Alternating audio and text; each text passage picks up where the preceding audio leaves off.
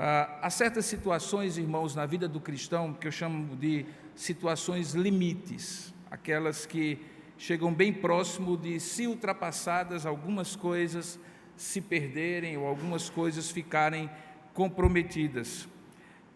Algumas dessas situações têm a ver com momentos em que você tem que decidir a quem você vai servir. Se você vai servir a Deus de acordo com a confissão de fé que você faz, de que Deus é o único Senhor, o único Rei, aquele que é Rei sobre tudo e sobre todos, inclusive sobre você, e eventualmente ter que descumprir determinadas situações, ordens, mandatos, leis, compromissos que supostamente e humanamente você está vinculado. É quando muitas vezes nós chegamos a tomar algumas decisões que contrariam interesses, algumas delas interesses que nós já afirmamos de alguma maneira no passado, mas que precisam ser repensados, reanalisados e eventualmente descartados. Uma dessas situações que nos últimos tempos foi amplamente discutida é até que ponto nós, como cristãos, devemos ser irrestritamente obedientes a todas as leis do nosso país. Um termo voltou à baila, é a expressão desobediência civil, que muitos estavam, ou que têm discutido se em determinado momento dos últimos tempos, especialmente nos tempos da pandemia, não caberia nós como cristãos a fazer. O termo desobediência civil, só clarificando, ele surgiu em 1849 através de um escritor americano que escreveu justamente esse livro, Resistência ao Governo Civil, que depois ele repensou e colocou como novo nome a desobediência civil, que foi Henri David Thoreau. A ideia de desobediência civil, ela é a ideia de que eu estou desobrigado moralmente diante de uma lei ou diante de um governante que explora ou faz sofrer outro ser humano.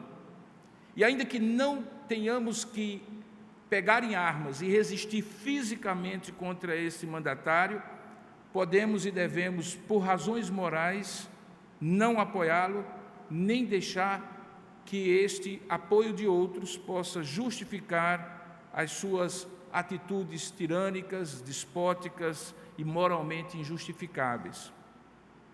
Em outras palavras, é como se alguém dissesse, do ponto de vista moral, é justificável diante de Deus e diante dos homens, que em determinadas circunstâncias alguém decida desobedecer a determinadas leis, quando essas leis implicam na quebra de certos princípios morais antecedentes e formadores daquilo que a gente chama de civilização. É quando, por exemplo, em nome de cumprir um dever, alguém comete crimes contra a humanidade e que, moralmente falando, não se justificariam, mesmo que fosse necessário que aquele agente da lei, um militar, por exemplo, fosse levado à corte marcial e pagasse com a sua própria vida. Alguns exemplos históricos são aqueles movimentos que aconteceram quando países da Ásia e da África, principalmente, mas também aqui da América Latina, se levantaram contra as suas ex-colônias, ou os colonizadores, ou na época ainda colonizadores, em busca de liberdade. E que, no caso de alguns em especial, não foi uma luta pela emancipação civil baseada na guerra, mas simplesmente na desobediência civil. É o caso, por exemplo, clássico da luta que a Índia travou contra o Império Britânico, liderado por Mahatma Gandhi, quando eles, em nome da desobediência civil, se rebelaram e acabaram se libertando daquele império. É o caso também mais conhecido, quando na década de 1960, o líder negro batista, pastor batista, Martin Luther King, liderou o movimento pelos direitos civis nos Estados Unidos. Nessa quarta exposição da nossa série, que nós estamos fazendo no livro de Daniel e que tem como título Deus reina sobre tudo e sobre todos, nós vamos expor um caso de desobediência civil dos amigos de Daniel diante de um decreto tirânico, usurpador de Nabucodonosor, e que se encontra, e para isso eu convido você a abrir a palavra de Deus, no capítulo 3 do livro de Daniel, no qual nós vamos falar sobre o valor da lealdade ao rei. O valor da lealdade ao rei. Eu convido você, portanto, a abrir em Daniel capítulo 3, para juntos lermos a palavra do Senhor. Nós vamos ler todo o capítulo, novamente eu repito, é melhor que falte tempo para a minha palavra e não falte tempo para a palavra de Deus, portanto eu não gosto de ler pedaços do texto que eu vou descrever ou expor. Então abra aí a sua Bíblia, por gentileza, em Daniel capítulo 3, a partir do verso 1. Diz assim a palavra de Deus: o rei Nabucodonosor fez uma imagem de ouro que tinha 60 côvados de altura e levantou-a no campo de Dura, na província da Babilônia. Então o rei Nabucodonosor mandou ajuntar os sátrapas, os prefeitos, os governadores, os juízes, os tesoureiros, os magistrados, os conselheiros e todos os oficiais das províncias para que viessem à consagração da imagem que o rei Nabucodonosor tinha levantado. Então se ajuntaram os sátrapas, prefeitos, governadores, os juízes, os tesoureiros, os magistrados, os conselheiros e todos os oficiais das províncias para a consagração da imagem que o rei Nabucodonosor tinha levantado, e eles estavam em pé diante da imagem que Nabucodonosor tinha levantado.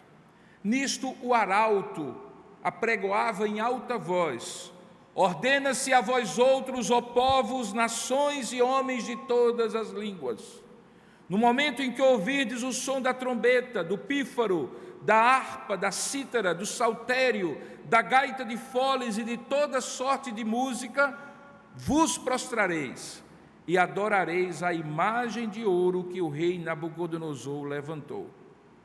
Qualquer que não se prostrar e não adorar, será no mesmo instante lançado na fornalha de fogo ardente.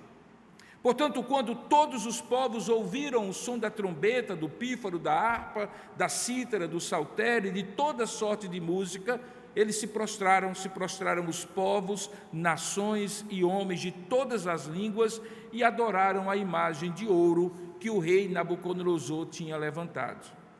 Ora, no mesmo instante, se chegaram alguns homens caldeus e acusaram os judeus, dizendo ao rei Nabucodonosor: ó rei, vive eternamente, que era a saudação da época. Tu, ó rei, baixaste um decreto, pelo qual todo homem que ouvisse o som da trombeta, do pífaro, da harpa, da cítara, do saltério, da gaita de foles e de toda sorte de música, se prostraria e adoraria a imagem de ouro. E qualquer que não se prostrasse e não adorasse, seria lançado na fornalha de fogo ardente. Pois há uns homens judeus que tu constituíste sobre os negócios da província da Babilônia, Sadraque, Mesaque e Abdenego. Estes homens, ó rei, não fizeram caso de ti. A teus deuses não servem, nem adoram a imagem de ouro que levantaste. Então Nabucodonosor, irado e furioso, mandou chamar Sadraque, Mesaque e Abdenego e trouxeram a estes homens perante o rei.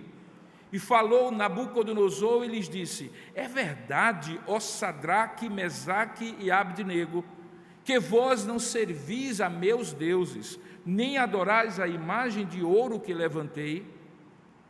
Agora, pois, estai dispostos, e quando ouvirdes o som da trombeta, do pífaro, da cítara, da harpa, do saltério, da gaita de foles, prostrai-vos e adorai a imagem que fiz. Porém, se não a adorardes, sereis no mesmo instante lançados na fornalha de fogo ardente. E quem é o Deus que vos poderá livrar das minhas mãos? Responderam Sadraque, Mesaque e Abdenego ao rei: ó Nabucodonosor, quanto a isso, não necessitamos te responder.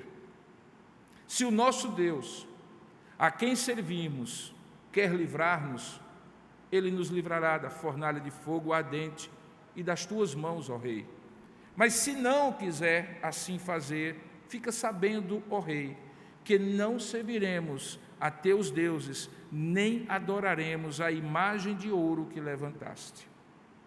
Então Nabucodonosor se encheu de ira, e transtornado o aspecto do seu rosto contra Sadraque, Mesaque e Abdenego, ordenou que se acendesse a fornalha 7 vezes mais do que se costumava, e ordenou aos homens mais poderosos que estavam no seu exército que amarrassem a Sadraque, Mesaque e Abdenego e os lançassem na fornalha de fogo ardente.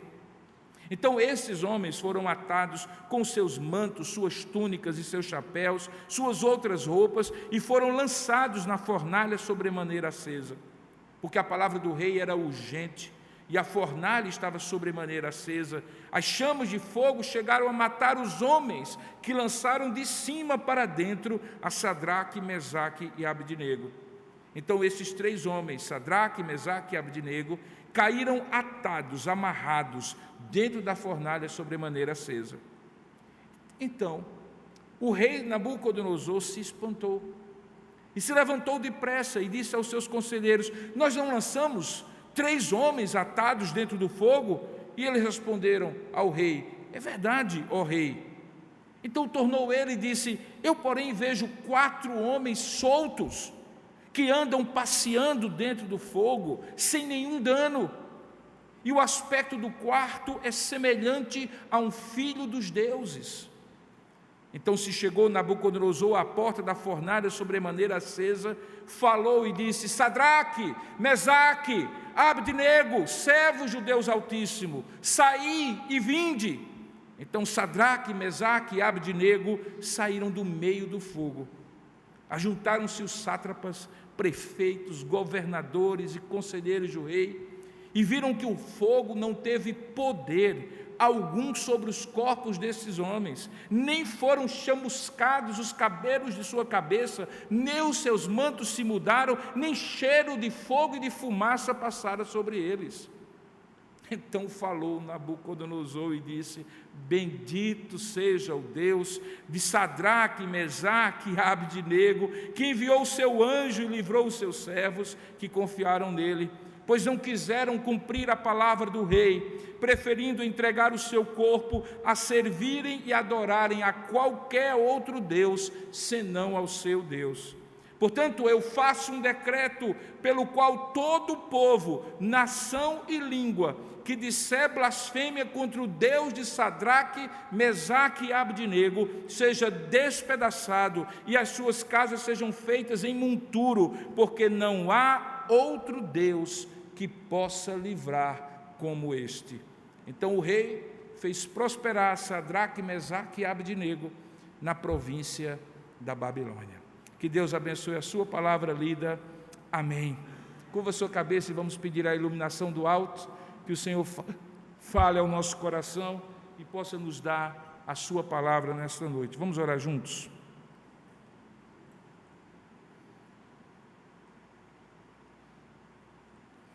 Ó Deus amado e querido Pai, na Tua santa e bendita presença nós nos encontramos Te adorando, Te bendizendo, Te prestando o culto que Tu és digno de receber.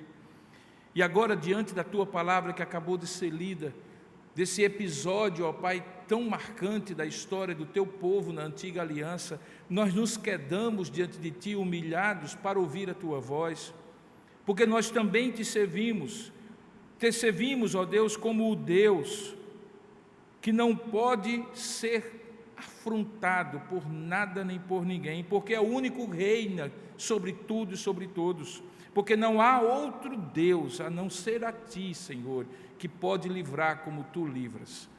Queremos ouvir a Tua voz, portanto abre o nosso coração, dilata a nossa mente, para que possamos compreender a profundidade e a maravilha da Tua lei.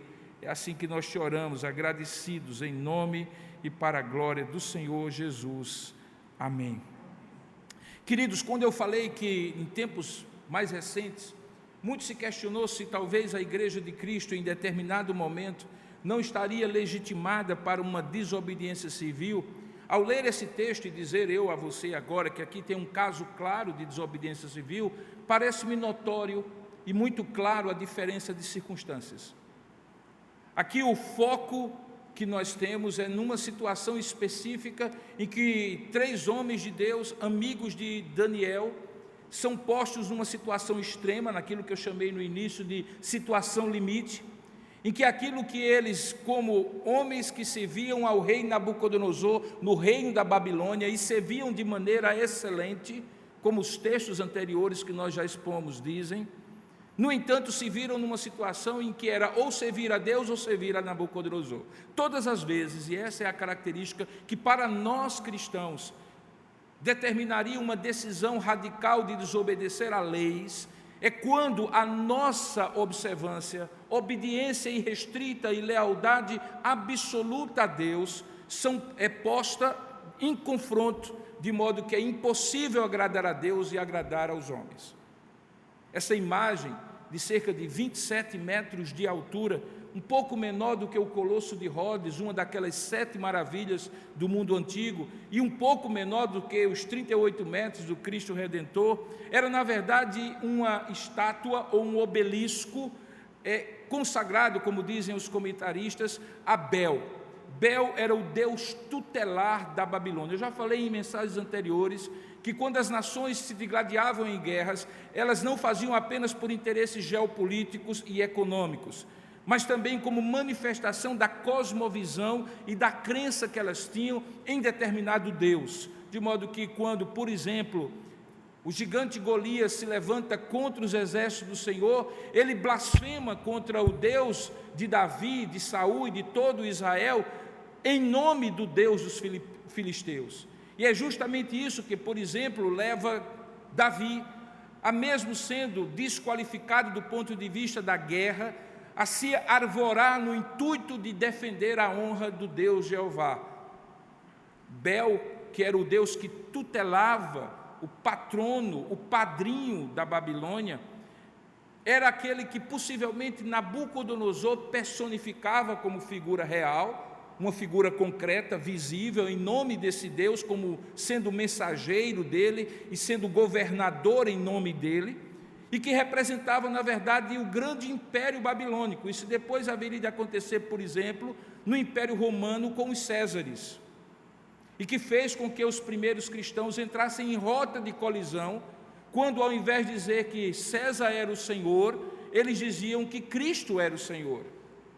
De modo que aqui também nós encontramos essa personificação, que em alguns momentos da história mais recente nós encontramos também, e como ele mesmo sugere, possivelmente esse texto de Daniel 3, mesmo 19 anos depois, que é o tempo que os comentaristas dizem haver entre o capítulo 2 e o capítulo 3, representava o cumprimento real daquele sonho que Nabucodonosor tinha tido e que eu expus na última mensagem. Você lembra que na última mensagem eu falei daquele sonho, daquela estátua, que ele sonhou e que nem se lembrava, e que só Daniel conseguiu lembrar para ele o que ele sonhou e a interpretação. E havia uma cabeça de ouro, e essa cabeça de ouro era a personificação de Nabucodonosor como rei da Babilônia.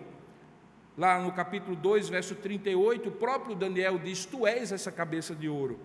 Aqui nós temos uma estátua completa, totalmente de ouro, ou um obelisco totalmente de ouro, demonstrando que no sonho e no afã megalomaníaco de Nabucodonosor, ele não queria ser apenas uma cabeça de um império que depois seria substituído pelos outros, representados naquela estátua do seu sonho, mas que ele queria se eternizar, ser todo o império, inteiro e por completo, da cabeça aos pés, como sendo o seu reinado.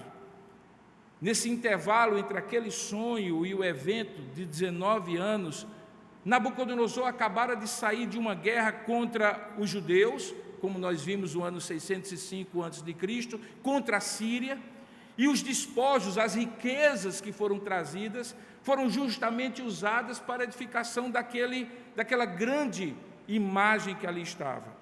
O episódio que é registrado por Daniel, embora Daniel não esteja presente, alguns comentaristas dizem que ele estava em algum lugar do reino, provavelmente, é emblemático. Por quê?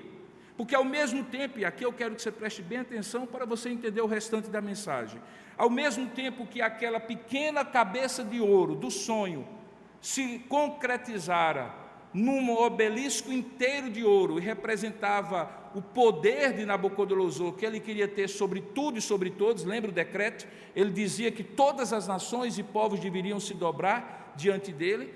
Por outro lado, a ausência de Daniel aqui, mas a presença dos seus 3 amigos, mostra que o que estava em jogo não era apenas a observância e a lealdade de Daniel a Deus, aquele que havia firmado em seu coração não se contaminar à iguaria dos reis, mas era o próprio povo de Deus que estava ali cativo na Babilônia e que era representado por aqueles 3 jovens. Propositadamente nessa história, Daniel é retirado da narrativa para que não fique eventualmente confuso para alguém, pensando que aqui nós temos na polarização Daniel por um lado e Nabucodonosor por outro. Nesse capítulo, Daniel não aparece na história, porque a polarização não é entre Daniel e Nabucodonosor, mas entre um poder despótico e tirânico que queria ter a adoração de todos, como rei sobre tudo e sobre todos, e o povo de Deus, que era o único povo naquela região da Babilônia que era monoteísta e que não podia servir nem a outros deuses, nem fazer para ti imagem de escultura, nem adorá-las, nem prostrá-las. É nesse contexto de uma conflagração, de um conflito, de uma polarização entre ser leal a Deus, representado por aqueles 3 homens, ou ser leal àquele rei e ao seu decreto tirânico, déspota e usurpador, que esse texto precisa ser compreendido. E por isso, eu e você estamos aqui nesse texto representados não por Daniel, mas representados por aqueles seus 3 amigos. Daniel não faz falta aqui, porque os 3 nos representam, e é justamente nessa representação que nós aprendemos sobre o valor da lealdade ao rei, que é o tema da nossa mensagem. E para entendermos direitinho qual é o valor da lealdade ao rei, nós precisamos dividir esse texto em 4 partes. A primeira delas, que vai do versículo 5 e 6, ou particularmente que se concentra no versículo 5 e 6, que é quando fica claro qual é o caráter do decreto do rei.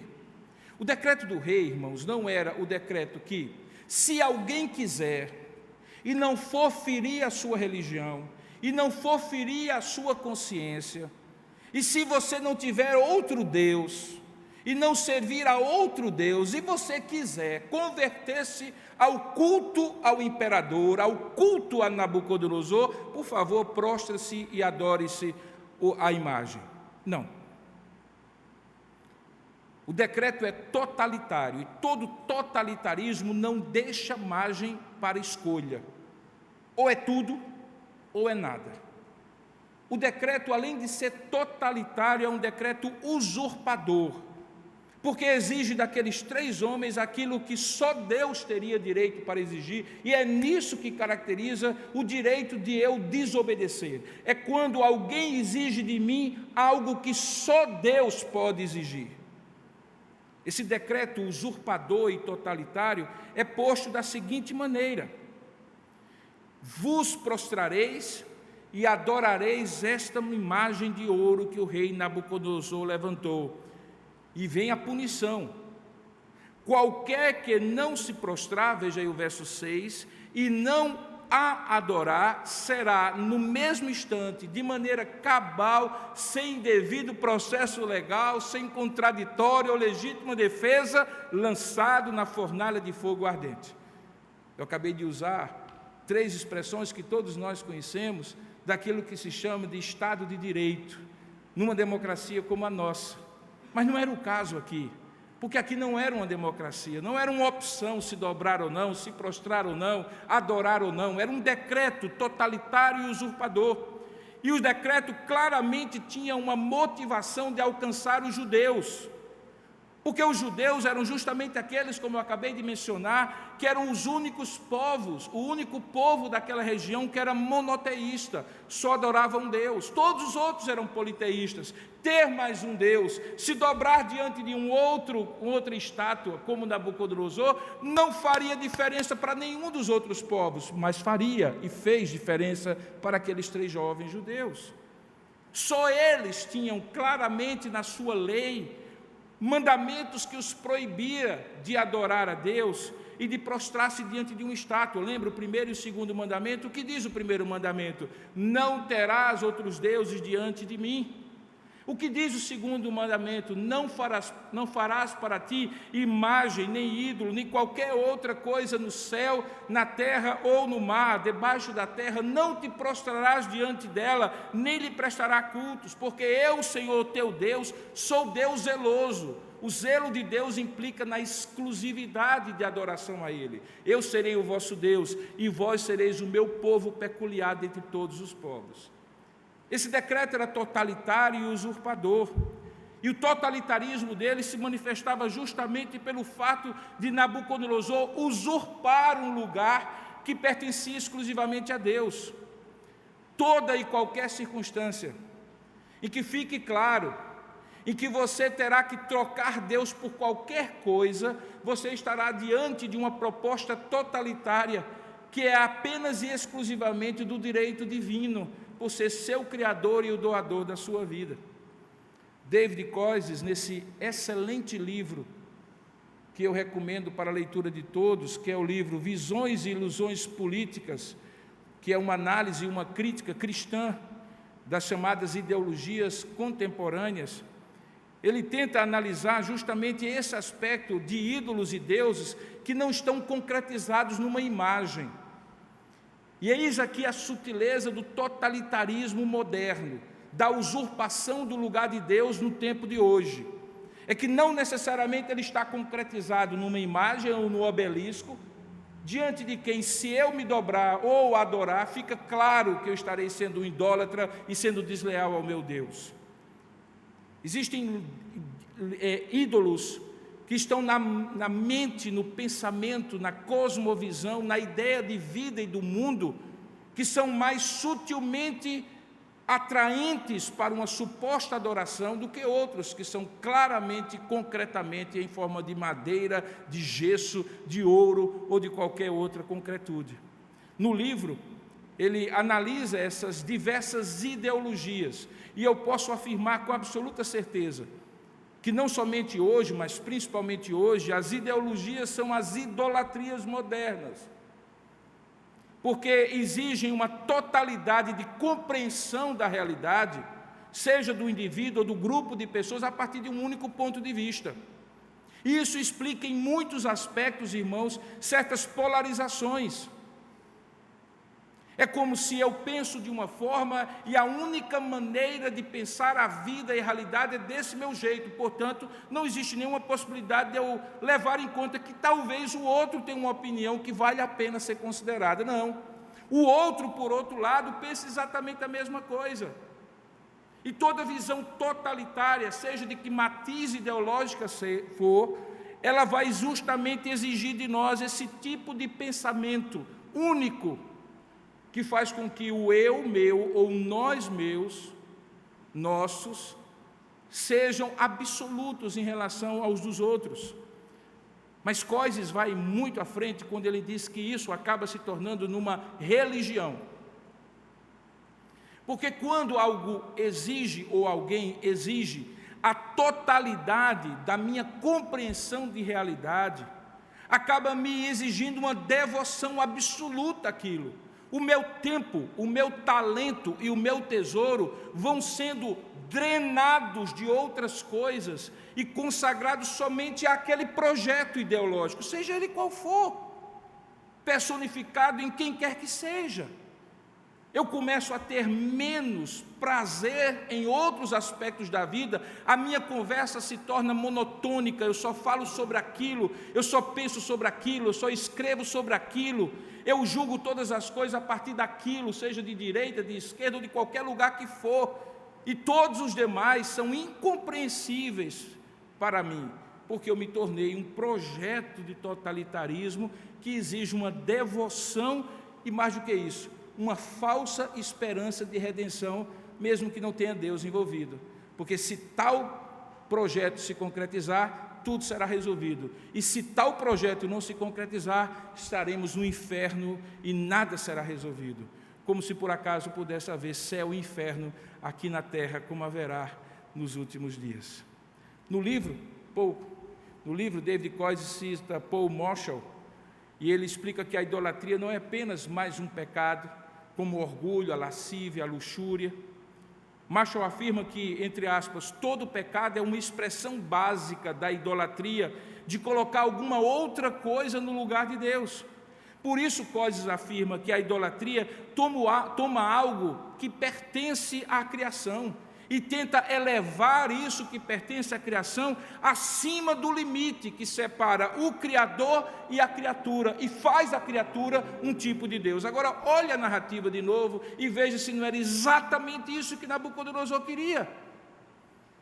Ele queria a devoção completa, o culto completo, a subordinação completa.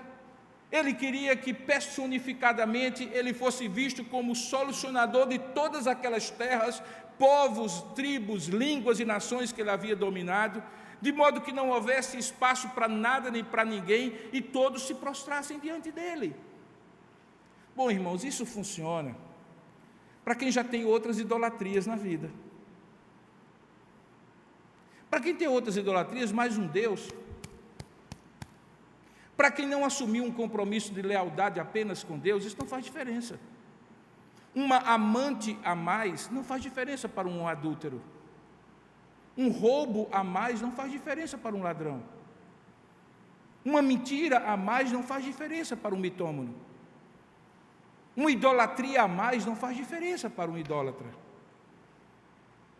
Mas, quando você tem 3 sujeitos que, assim como seu amigo Daniel, foram leais ao ponto, e aí eu trago você de volta para o capítulo 1 da profecia, de propor ao homem Arioque, que era o chefe dos eunucos, que os tratasse a água e legumes, no teste que eles tinham que passar, para poder estar na corte ou morrer. E eles, assim como Daniel, resolvem firmemente não se contaminar com as finas iguarias do rei. Iguarias essas que eram consagradas a outros deuses, mas mais do que isso, representavam uma assinatura no papel em branco, que eles se submeteriam completamente a Nabucodonosor. E eles preferiram um caminho mais difícil de dizer: a minha obediência tem limite, a minha lealdade tem limite, e eu não vou me dobrar a você, Nabucodonosor, de maneira absoluta, embora vou servi-lo de maneira íntegra como cidadão do seu reino. Quando são esses 3 que estão na história, aí não dá para ser uma idolatria a mais. Por isso que o segundo ponto é, não apenas, como eu falei, o totalitarismo e a usurpação de Nabucodonosor, mas a desobediência daqueles que só reconhecem a Deus, e só a Deus, como aquele que reina tudo e sobre todos, como o único que é digno de adoração. O ponto que quebra a narrativa e mostra como ela é saliente e relevante para nós, é quando no verso 12, por inveja e despeito político, alguém chega para Nabucodonosor e diz assim: há uns homens judeus que tu constituíste, portanto, são autoridades debaixo do teu poder, é isso que estava sendo dito, sobre os negócios da província da Babilônia, e nomeia Sadraque, Mesaque e Abdenego. Estes homens, ó rei, essa era a intriga política, não fizeram caso de ti. Você veja a personalização. Qual era a primeira questão? Eles não fizeram caso de ti. Eles estão te afrontando como Deus, como aquele que a imagem simboliza e personifica. E mais, não fizeram apenas não caso de ti, mas eles também não servem a teus deuses, nem adoram a imagem de ouro que levantaste. Era mentira? Era mentira? Não, era verdade. Eles de fato não fizeram caso de Nabucodonosor. Eles de fato não serviam aos deuses de Nabucodonosor, eles de fato não adoravam a imagem de Nabucodonosor, ou seja lá de quem for que ele levantou. Portanto, do ponto de vista legal, eis aqui a sutileza, do ponto de vista legal, eles eram condenáveis. Eles tinham descumprido uma lei, eles tinham quebrado um ordenamento jurídico, era um decreto real. Toda lei tem uma prescrição do que é o erro, o crime, e uma punição. Não existe erro sem punição, não existe lei sem pena. A gente chama isso de tipificação e penalidade do crime. Aqui estava, havia a lei e havia a penalidade. Eles tinham que morrer de imediato. O devido processo tinha se resumido ao decreto do rei, porque não vivíamos numa democracia, mas num reino de um único que mandava em tudo. Portanto, do ponto de vista legal, eles de fato eram condenáveis. E é nesse ponto que entra o aspecto da desobediência que eles cometeram em nome de Deus, por lealdade ao rei, o único que reina sobre tudo e sobre todos. É quando, mesmo sendo algo real, algo legal, não é moral e contraria um mandamento maior, que é o mandamento de Deus. Se você aplicar a algumas coisas que, tempos passados, as pessoas, por razões muito mais políticas do que teológicas, doutrinárias, disseram que eram motivos para a desobediência civil no Brasil durante a pandemia, você vai entender que são dois casos diferentes.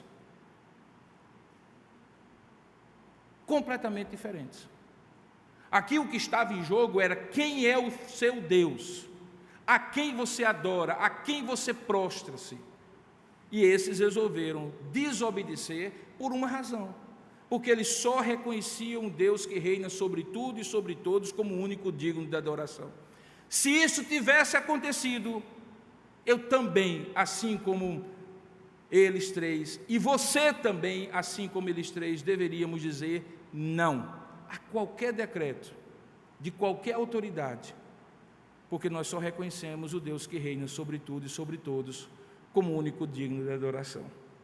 Perceba que, quando Pedro e João, no capítulo 3 de Atos, agora indo para o Novo Testamento, eles começaram a pregar acerca de Jesus, havia passado mais ou menos, vamos pensar aí, 2 meses depois da morte e da ressurreição de Jesus. Era o mesmo sinédrio que tinha matado Jesus, naquele julgamento completamente ilegal, que agora mandaram prender Pedro e João, porque eles tinham pregado o Evangelho e, para piorar, na Porta Formosa, eles tinham curado um homem coxo de nascença.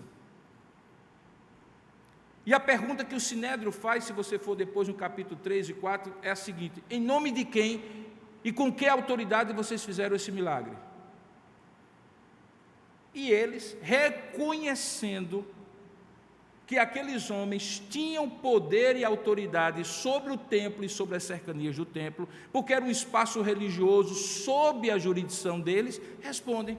Eles não ficam calados, eles não se omitem, eles não dizem, não temos direito, você não tem direito de perguntar isso para mim, eu vou me resguardar para não fazer prova contra mim, eu vou ficar em silêncio. Não, eles respondem. Eles reconhecem que o ordenamento jurídico ali estava posto, era um ordenamento jurídico religioso. E eles dizem, em nome de quem? E obviamente, como homens de Deus, eles aproveitam na resposta e pregam o Evangelho para o sinédrio. É justamente a partir dali que a coisa passa do limite, quando eles são proibidos de pregar. E aí eles fazem aquela famosa pergunta que todos nós em algum momento devemos perguntar, mesmo que as circunstâncias sejam diferentes: julgai vós se é justo obedecer antes aos homens do que a Deus. Qual é o limite aqui? Obedecer antes aos homens do que a Deus. Obedecer aos homens e desobedecer a Deus. Ser leal aos homens e ser desleal ao rei. E quando eles são ameaçados, presos de morte, e quando eles são açoitados, E depois, quando eles não se dobram diante daquela ameaça, eles continuam pregando depois que são soltos. E chega um momento lá no capítulo 5 de Atos, final do capítulo 4, começo do capítulo 5, que eles louvam a Deus pelo privilégio de, tendo sido leais a Deus, sofrer a perseguição e a punição que eles tinham sofrido. Por quê? Porque eles separaram exatamente o momento em que não dava para, como homens de Deus, serem desleais a Deus, porque eles só reconheciam a Deus, o único Deus que reina sobre tudo e sobre todos, como o único digno da adoração. Isso se chama lealdade ao rei. Assim como os apóstolos lá em Atos, aqui, eles têm a oportunidade de dizer por que eles fazem isso. Jesus já tinha advertido quando mandou os 70, isso lá no Novo Testamento, que eles seriam levados perante os homens da sinagoga, mas que eles não temessem, porque Deus colocaria na sua boca aquilo que eles deveriam dizer. Em outras palavras, irmãos, preste bem atenção, porque é muito importante isso. A sua firmeza em ser leal a Deus vai lhe dar a oportunidade de você testemunhar da sua fé. Mas se você abrir mão da sua lealdade ao grande rei, você ficará calado, conivente, omisso e incapaz de dar razão da sua fé. E você então estará sendo absolutamente desleal ao grande rei. Veja que quando o rei pergunta, o homem grande, o grande rei Nabucodonosor pergunta se eles estavam conscientes do risco que eles estavam correndo, ao dizerem que, ao serem acusados de que não tinham se dobrado, a confissão de fé deles era a confissão de fé daqueles que estão dispostos a, se preciso for, chegar ao martírio por obediência ao Deus que reina sobre tudo e sobre todos. Eu gosto muito de analisar até que ponto o que as pessoas dizem é o que elas estão dispostas a fazer. Eu analiso em mim, eu analiso em vocês, e eu analisei muito nos discursos durante a pandemia, quando as pessoas diziam assim: não, mas nós temos que fazer isso, fazer aquilo. Faça. Comece com você. Faça você primeiro. Você não acha que é justo? Faça você. Mas não vi ninguém fazer. Não vi ninguém fazer. Era engraçado, é parecendo aquele menino que junta gente para brigar. Vai. Olha, o que ele fez? Falou com tua mãe. Vai. Mas ele mesmo não vai. Não precisamos fazer isso, aquilo, mas não foi. Mas ficou incitando os outros, e ainda hoje incita. Mas quando esses homens aqui foram leais, e o rei disse: vocês estão conscientes disso?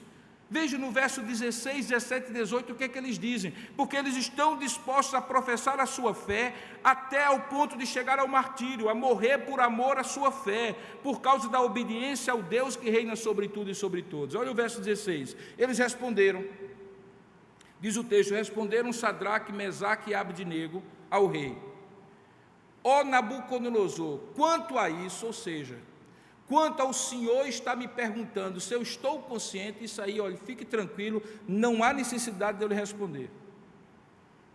Porque se o nosso Deus, a quem nós servimos, quiser nos livrar, Ele nos livrará da fornalha do fogo ardente e das tuas mãos, ó rei. Gente, eu não estou falando aqui que o sujeito estava falando para o delegado daquela cidadezinha do interior do Nordeste do Brasil. Ele estava falando diante de Nabucodonosor, que só bastava fazer assim para que cabeças fossem cortadas, que estava debaixo de um decreto real, e vem 3 moleques, adolescentes possivelmente ainda, e chegam diante do rei, mas sem nenhuma altivez, mas com uma firmeza de fé muito estabelecida, e diz assim: olha, se o nosso Deus, a quem nós servimos, quiser nos livrar, Ele nos livrará da fornalha de fogo, e mais, Ele nos livrará até das tuas mãos, ó rei. Agora nós queremos dizer outra coisa para o Senhor: se Ele não quiser fazer isso, olha, Ele continua sendo bom. Fique sabendo, ó rei, que mesmo assim, se Ele não nos livrar, nós não serviremos a outros deuses, nem adoraremos a imagem de ouro que levantaste. Não era uma questão política, era uma questão de convicção de fé. Eles não queriam dobrar o rei.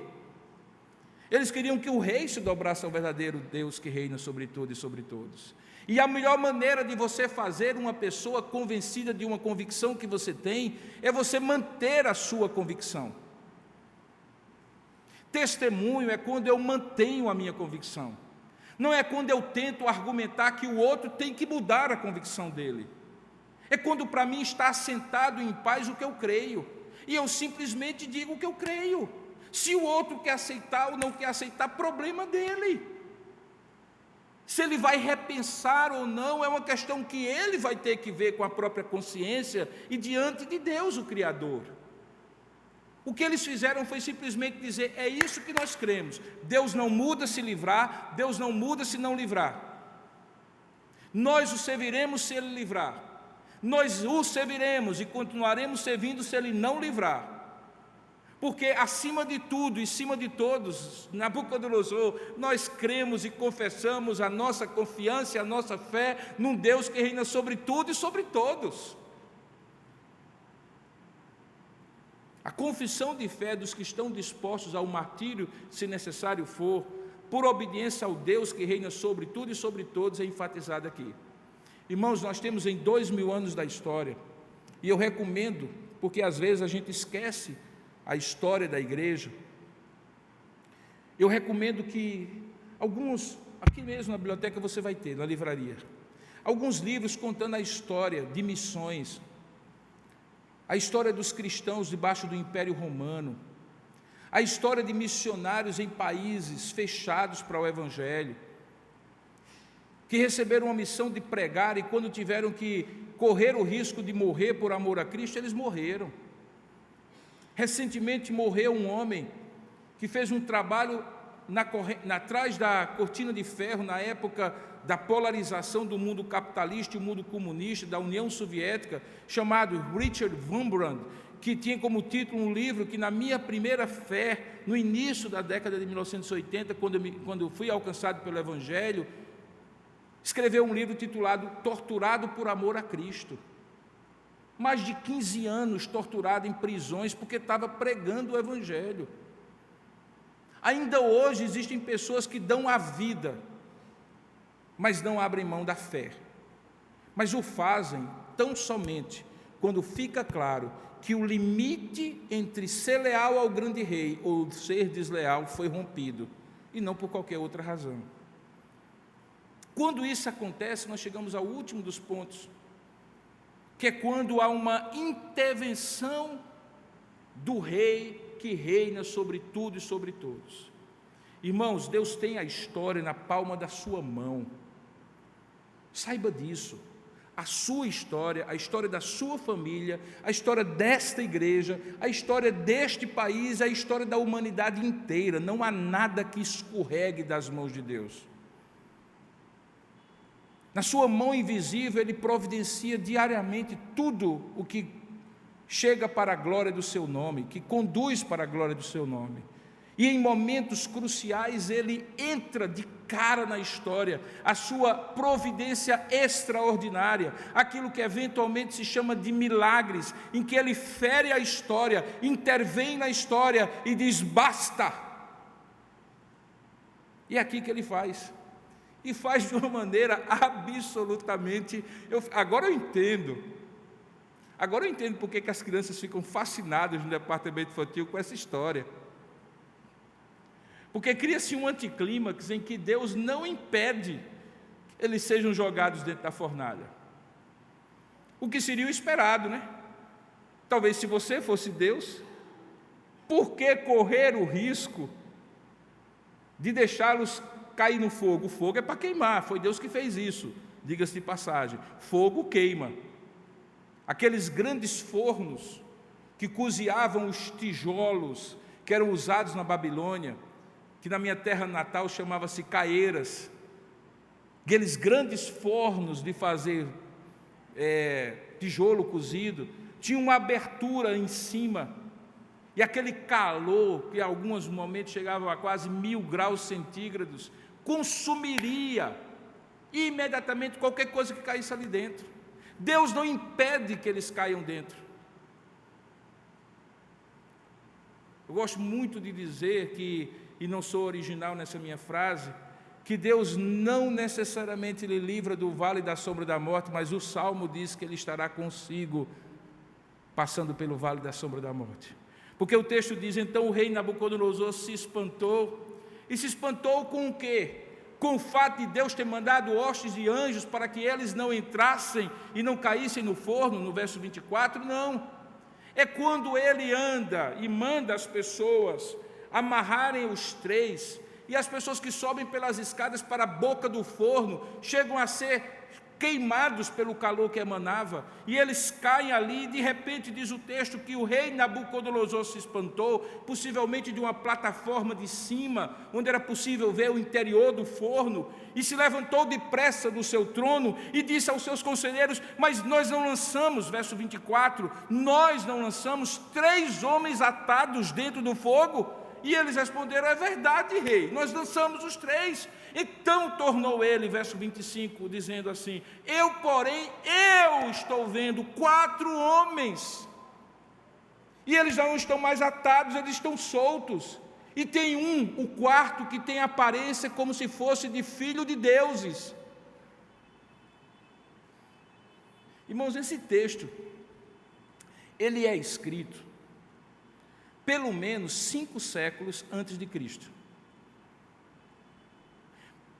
Não havia a mínima possibilidade, preste bem atenção, que um escritor judeu, como Daniel, criasse a ideia de uma fala do rei na sua narrativa, que como forma de livrar, Deus tivesse um filho, porque isso seria tão afrontoso para o monoteísmo dele, que existe um só Deus, e Deus não tem filho, e não existe o Espírito Santo. Você sabe que o judeu ele é monoteísta, unitarista. Nós somos monoteístas, trinitários, cremos em Deus Pai, Filho e Espírito Santo. O judeu não. Portanto, qualquer tentativa de dizer que esse texto foi criado por alguém que quis trazer uma narrativa poética ou ideológica de que havia um filho dos deuses aqui dentro, cai por terra, porque ninguém conceberia essa ideia, e muito menos Daniel.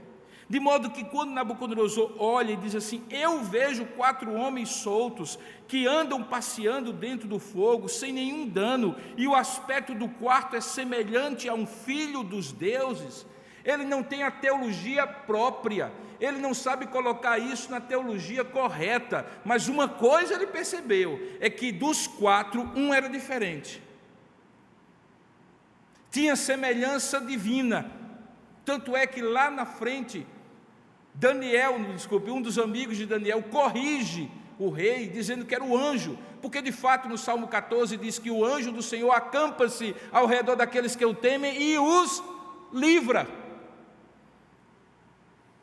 O anjo do Senhor é uma cristofania, uma antecipação da pessoa de Cristo quando aparece no Antigo Testamento. E aí no verso 26, veja a intervenção que Deus faz dentro do forno, dentro da fornalha. Se chegou Nabucodonosor à porta da fornalha, sobremaneira acesa, 7 vezes mais quente, falou e disse, Sadraque, Mesaque e Abdenego, e agora veja como ele se refere àqueles 3 amigos, servos do Deus Altíssimo, saí e vinde, e eles saíram, e para o milagre ficou completo, nem cheiro de fumo. Meu irmão, você vai para um churrasco, as mulheres sabem disso melhor do que eu, elas só lavam o cabelo depois que sai do churrasco, porque sabe que se lavar o cabelo antes do churrasco, tem que lavar depois do churrasco. Homem não tem problema, porque o homem sempre toma banho lavando a cabeça, mulher que tem essas coisas assim, a gente entende, né? Mas você não, nenhum churrasco você chega perto sem ficar com cheiro de fumaça. O texto diz que não houve nenhum dano sobre os corpos deles, não foram chamuscados os cabelos de suas cabeças, os seus mantos não se mudaram, não se queimaram, não ficaram pretos da fuligem do fogo, nem cheiro de fogo passara sobre eles. Por quê? Porque havia um como semelhante dos filhos dos deuses no meio deles. Deus interveio de maneira sobrenatural.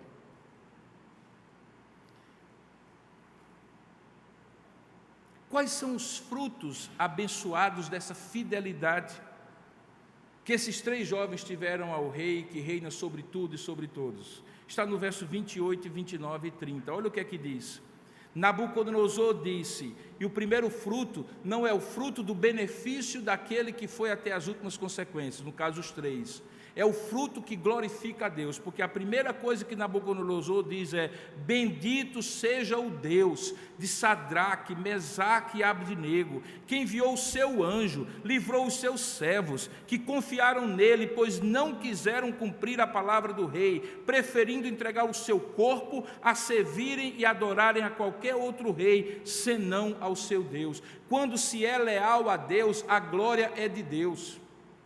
Todas as vezes que eu vi algumas narrativas em que alguns heróis da resistência traziam para si a glória de serem redentores, eu imediatamente ia para coisas e dizia: está ali uma ideologia idolátrica, porque ninguém é salvador de nada nem de ninguém, a não ser ao Deus que entra na fornalha e livra os seus servos. E que quando livra, os homens, mesmo aqueles que não reconhecem a Ele como Senhor e Salvador, reconhecem que foi Ele e bendizem a Deus e não aos homens. Quando Deus recebe a glória, não sobra nada para os homens. Quando o homem chama para si a glória, não sobra nada para Deus. E a grande decisão nossa, quando decidimos ser leais a Deus, é: ao final de tudo, quem receberá a glória, nós ou Deus? Deus recebe a glória. Mas veja que não somente Deus é glorificado, mas os povos são glorificados, são abençoados, melhor dizendo. No verso 29 diz: portanto, faça um decreto, pelo qual todo o povo, nação e língua que disser blasfêmia contra o Deus de Sadraque, seja despedaçado, as suas casas sejam feitas em monturo, porque não há outro Deus que possa livrar como esse. Qual o benefício para os povos? O benefício de ser preservado de qualquer idolatria. O decreto do rei, que inicialmente era um decreto que incitava a idolatria, passa a se tornar um decreto que preserva os povos sob o seu domínio de qualquer tendência à idolatria. Como é o nome disso? É conversão. Eu não estou dizendo que Nabucodonosor se converteu, eu estou dizendo que o decreto dele se converteu. O decreto dele se converteu. Se antes era um decreto que conduzia à idolatria, agora é um decreto que preservava os povos da idolatria, porque ameaçava com o poder do Estado. Eis aqui um segredo interessante: é que o Estado, seja ele pequeno ou grande, aí eu não vou entrar na questão ideológica e política, ele é bom quando preserva o direito das pessoas crerem, quando preserva o direito de ir e vir, quando preserva certos direitos humanos fundamentais. Naquela época eram os mínimos, porque nós vivemos numa época em que o Estado de Direito ainda nem era desenvolvido. Nos dias de hoje, se tem uma liberdade que, sem dúvida alguma, é o nosso limite, é a liberdade de crer, é a liberdade de adorar, é o direito à religião. Mas eis aqui, irmãos, por mais que nos desagrade, não apenas para nós que cremos no que cremos, mas para qualquer um que crê em qualquer coisa, e até para alguém que não crê em nada, porque o que a gente quer para a gente tem que também querer para o outro.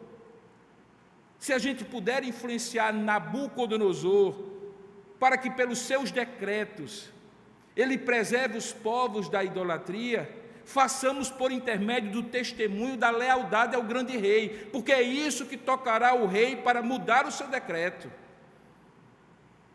Não é buscando privilégios pessoais para a nossa religião, mas é dando testemunho para aqueles que, em nome do Estado, devem cuidar de todos, para que eles tenham leis justas, baseadas na palavra de Deus, que obviamente é o fundamento de toda justiça.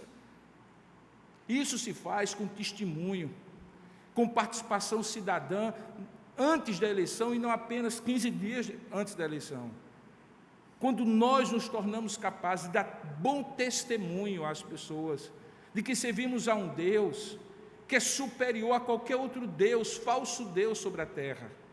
Esse é o papel da igreja, e quando fazemos isso, somos fiéis e leais a este Deus, os frutos abençoados glorificam a Deus, fazem bem às pessoas, e ainda podem trazer prosperidade para nós. Veja o verso 30. Então o rei fez prosperar Sadraque, Mesaque e Abdenego na província da Babilônia. Curioso que Pedro, lá no Novo Testamento, diz que nós devemos glorificar a Deus até mesmo debaixo do sofrimento, e ele estava num período em que o Império Romano havia criado uma grande perseguição sistêmica, estatal, não apenas religiosa, e havia igrejas na dispersão. A carta dele é escrita às igrejas da dispersão, que estão soltas no mundo, sem poder voltar a Jerusalém, as comunidades de fé, cristãs de origem judaica e outras tantas. E ele diz que o nosso testemunho diante da perseguição é que fará tocar os poderosos. E é isso que ele está dizendo, que quando assim fazemos, até a nossa prosperidade reflete a bondade de Deus para nós. Tendo dito isso e chegando à conclusão, quero ser leal com os irmãos, quero ser sincero com os irmãos. Nem sempre a história tem um final feliz assim. Na Bíblia, inclusive. Nem sempre aqueles que resolvem ser fiéis e leais súditos do Deus que reina sobre tudo e sobre todos, podem ser escritos naquele final feliz das histórias de carochinha, todos são felizes para sempre. Não. Estevão era um diácono, cuidava das viúvas, da distribuição da cesta básica para todas, assim como outros 7 homens, 6 homens, 7 com ele. Ele, além disso, era um grande pregador, e você sabe que ele foi, por conta da pregação, preso, manietado e apedrejado diante dos olhos do Sinédrio. Inclusive, as suas roupas foram coletadas aos pés de Saulo, que depois se tornaria, de um grande perseguidor, o grande apóstolo aos gentios. Para Estevão, humanamente falando, Deus não o livrou do apedrejamento. O que Deus garantiu para ele, e o texto é muito bonito lá, é que quando ele entrega o seu espírito a Deus, como pouquíssimas vezes você vê na Bíblia, Deus se levanta do seu trono e o recebe nos céus, porque normalmente a imagem de Deus é sentada no seu trono, mas ele está de pé recebendo Estevão, o primeiro mártir. O escritor aos Hebreus, por exemplo, quando em Hebreus 11, ele fala da galeria da fé, dos grandes homens e mulheres que foram leais súditos ao grande rei, ele diz que não apenas Abel, Enoque, Abraão, José, Moisés foram homens fiéis. Ele chama alguns de homens dos quais o mundo não era digno. E olha a descrição desses homens. Ele diz assim: por meio da fé, eles subjugaram reinos, praticaram a justiça, obtiveram promessas, fecharam a boca de leões, extinguiram a violência do fogo. Eu acho que ele estava pensando nos 3 amigos de Daniel aqui. Puseram em fuga exércitos de estrangeiros. Mulheres crentes receberam pela ressurreição seus mortos, talvez pensando naquela viúva que recebeu a sua filha ressuscitada e tantas outras ressurreições. Mas ele diz também que alguns foram torturados, não aceitando o seu resgate para obterem superior ressurreição. Outros, por sua vez, passaram pela prova de escárnios e açoites, sim, até de algemas e prisões. E ele continua: foram apedrejados, provados, cerrados pelo meio, mortos ao fio da espada, andaram peregrinos, vestidos de peles de ovelhas e de cabras, necessitados, afligidos, maltratados, errantes pelos desertos, pelos montes, pelas covas, pelos antros da terra, homens dos quais o mundo não era digno. Mas não tiveram um final feliz aqui do lado de cada eternidade. Eles vão ter um lugar feliz e um final feliz do lado de lá da eternidade. No nosso país isso já aconteceu, irmãos. É porque talvez você não saiba. Era o século XVI, e você já ouviu falar daquilo que nós conhecemos como a França Antártica, o tempo em que a França dominou parte do país, no Rio de Janeiro e lá em cima no Maranhão. E naquela ocasião, na Baía da Guanabara, um grupo de calvinistas franceses fugiam da perseguição na França. Eles eram conhecidos como huguenotes. E eles compuseram, dentro de uma expedição maior, liderada pelo almirante Nicolas Durand Villarnon, eles quiseram estabelecer um refúgio aqui no Brasil para os calvinistas que eram perseguidos na França. Em dado momento, alguns deles, pastores, foram instados, obrigados, presos, justamente por Villegagnon, eu sempre confundo aqui a forma, para darem razão da sua fé, porque ele não era cristão reformado, embora estivesse recebendo subsídios, inclusive de Calvino na época, para arranjar um lugar de refúgio para os calvinistas. E aí, do ano de 1555 a 1570, eles dominaram aquela região da Baía da Guanabara. E havia entre eles 3 pastores: Jean do Bordel, Mathieu Verny, Pierre Bourdon e André Lafon. 4. E eles foram levados a responder sobre a essência da sua fé cristã reformada, porque eles começaram a pregar, inclusive para os índios tamoios que eram aliados, sob o risco de serem sacrificados e martirizados por estarem fora da missão militar que o almirante exigia. E no dia 17 de janeiro de 1558, presos na atual ilha de Villegagnon, onde está a Escola Naval da Marinha do Brasil, eles foram presos e foi dado para eles uma noite só, para eles escreverem o que eles criam.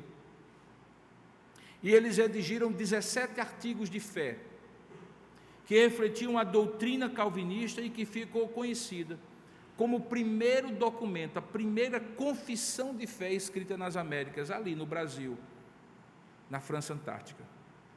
Depois que eles disseram o que criam, eles foram executados.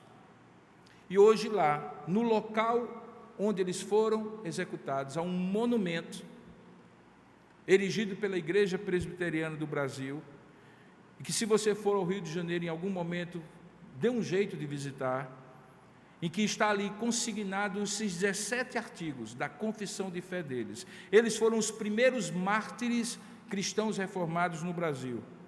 Foram executados.